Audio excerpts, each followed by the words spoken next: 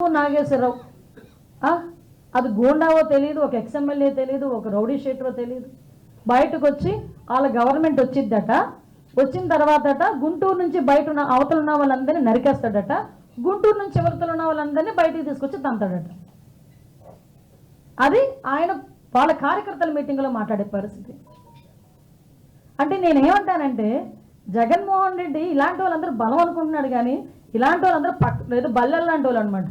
Last 151 సీట్లు ప్రజలందరూ ఇస్తే మీరు ఇలాంటి పనులు చేసే 11కి దిగారు.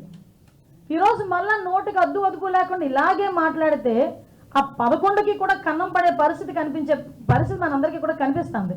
అది జగన్మోహన్ రెడ్డికి అర్థం కావట్లా. ఒకటి మేము చెప్తున్నామండి, ఈరోజు శాంతి భద్రతల విషయంలోనే కానీ, ముఖ్యంగా ఎక్కడా కూడా ఫ్యాక్షన్ రాజకీయాలు లేకుండా చూడటంలో కానీ, ప్రజలకు ఎవరికి ఇబ్బంది లేకుండా చూడటంలో కానీ మేమందరం కూడా చిత్తశుద్ధితో పనిచేస్తున్నాం. ముఖ్యంగా పోలీస్ డిపార్ట్మెంట్ గురించి మాట్లాడేటప్పుడు ఒక్కసారి మనస్సాక్షితో ఆలోచించుకోవాలి.